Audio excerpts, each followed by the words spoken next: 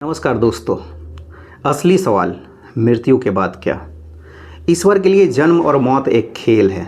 कोई पालतू शेर अपने मालिक को नहीं खाएगा, लेकिन पालतू न हो तो वो व्यक्ति अगर कहीं दिख जाए तो उसे अपना भोजन बना लेगा। अगर पुनर्जन्म जैसी कोई चीज़ है तो उस मारे गए व्यक्ति का पुनः जन्म होगा। पुनः यह चक्र दोहराया जाएगा और संभवतः मृत्यु और जन्म पर ईश्वर को कोई व्यग्रता नहीं होगी, क्योंकि यह तो सूर्योदय और सूर्यास्त है, क्योंकि यह सुख और दुख है, क्योंकि यह धूप और छाया है, क्योंकि यह तो प्यास और उसकी तृप्ति है। ईश्वर के लिए तो यह बस अनवरत और अनंत नाटक है। उसे इसी में आनंद मिलता है। तो सुख दुख से परे वह है, वह सच्चिदानंद है। उसे मृत्यु और जन्म से कोई अंतर क्यों पड़ेगा? वह तो अनादिकाल से इस क्रिया का साक्षी है। वह इन भावों से परे है। इसी को भारतीय ऋषियों ने समझा और ईश्वर के परिप्रेक्ष्य में जगत को ही माया घोषित कर दिया। वो देख रहे थे कि यहाँ तो हर जानवर दूसरे को खा रहा है। दुख आ रही है, जा रही है, जन्म हो रही है, मृत्यु हो रही है, फिर जन्म हो रही है। इसी चक्र को उन्होंने माया बुलाया। फिर जब माया है, मृत्यु और फिर जन्म है, पुनर्जन्म है, तो फिर छुटकारा कैसे हो? कैसे मिले मुक्ति? फिर गढ़ा गया उस ईश्वर के प्रति भक्ति कर्म योग की विधा। हे ईश्वर, तुम इस चक्र से ही मुक्ति दे दो। ये तो फंस गया मैं, ये तो वृत्त का चक्कर लगा रहा मैं। फिर योनियों की अवधारणा आई होगी, 84 लाख योनियों की अवधारणा। इस योनि से उस योनि में भटकाव की अवधारणा आई होगी, और फिर यह अवधारणा बहुत ही बलवती होती चली गई होगी। दुनिया का मनुष्य मृत्यु के बाद क्या है, इसी में उलझा रहा और फिर तड़पता भी रहा, दर्शन शास्त्र बनाता रहा। बुद्ध भी कर्म और पुनर्जन्म के साथ मोक्ष यानी कि निर्वाण को नहीं नकार पाए, और अनीश्वरवादी होने के बावजूद इसी भारतीय दर्शन के कपिल मुनि के सांख्य विचारधारा में फंस कर रह गए। यह जाल नहीं, एक शोध है, मुक्ति का बोध है। शायद मन को तसल्ली देने का शोध भी कह सकते हैं, क्योंकि सच किसने देखा है। फिर अवधारणा जो भाए हम उसी के हो जाएं। फिर कभी अशोक बुद्ध का हुआ तो शशांक शैव होकर रमा। वहीं चंद्रगुप्त मौर्य तो जैन होकर मुक्ति ढूंढता रहा।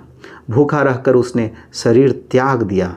मुक्ति का मार्ग आकर्षण देती है, शायद रोमांच पैदा करती है, शायद इसलिए बुद्ध प्रश्नों में उलझकर घर छोड़कर भागे। बुद्ध का भी मूल प्रश्न मृत्यु और उसके बाद क्या होता है यही था।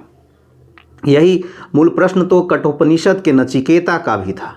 उसने भी यमराज से सीधे यही पूछा कि क्या मृत्यु के बाद जीवन है या फिर मृत्यु ही अंत है। यह प्रश्न घूम घूम कर लोगों को सन्यासी बनाता रहा। जो बुद्ध की तरह जागृत हुआ वह मृत्यु के बाद क्या, इसी की खोज में घर छोड़कर भागा।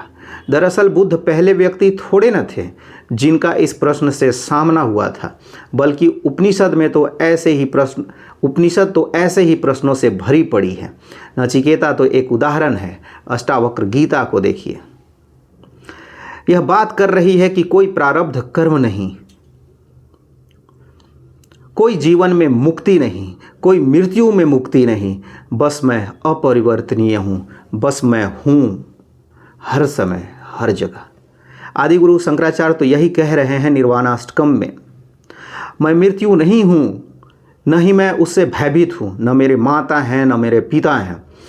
मैं तो अजन्मा हूँ, न मेरे कोई रिश्तेदार हैं, न दोस्त हैं, न गुरु हैं, न शिष्य हैं। मैं तो शुद्ध चेतना आनंद हूँ। मैं तो शिव हूँ, मैं तो शिव हूँ। यहाँ आदि गुरु शंकराचार्य ने एक नई ऊंचाई पर ले जाकर अपने अस्तित्व के चेतना को स्थिरता दिया है, या फिर ईश्वर के चेतना को स्थिरता दी है, जो जन्म मृत्यु से परे है, जो अनादि है, अनंत है, अजन्मा है। मृत्यु की बात की आकांक्षाओं ने ही दुनिया के दर्शन को और धर्म संप्रदाय के आंतरिक तत्व को प्रभावित किया, और आज तक मनुष्य इसी मृत्यु के बाद के सिद्धांतों के कारण बटा है। इस्लाम, यहूदियत और क्रिश्चियनिटी की लड़ाई भी यही है, मृत्यु के बाद क्या। और फिर सभी के अपने खुदा की अपनी निजी अवधारणाएं भी हैं। यहाँ ब्राह्मिक धर्मों ने मोटे तौर पर मृत्यु और उसके बाद की बातों पर प्रकाश डाला है। वहीं भारतीय चिंतन की परंपरा ने इस सवाल की गहराई में उतरकर सच को खोजने की कोशिश की है।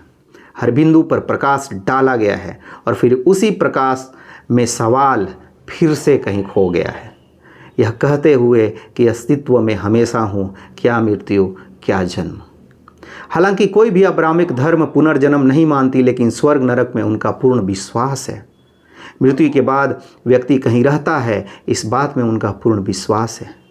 मृत्यु के बाद जीवन, जिसे कोई शायद समझा नहीं, वो जन आकांक्षा और जीवन के गूढ़ रहस्यों में उलझ कर रह गया।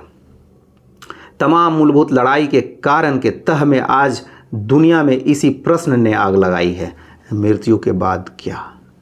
दरअसल मानव जो है जीवन को लेकर बहुत लालची है या बहुत ही आकांक्षी है। आप बोल सकते हैं बहुत ही महत्वाकांक्षी है। उसका यह प्रश्न ही 100% प्रमाण है और फिर इसके पीछे सभी धर्मों का विकास, आपसी कलह और न जाने क्या क्या। लेकिन सच क्या है पता नहीं, मृत्यु के बाद क्या है पता नहीं। बहुत बहुत धन्यवाद।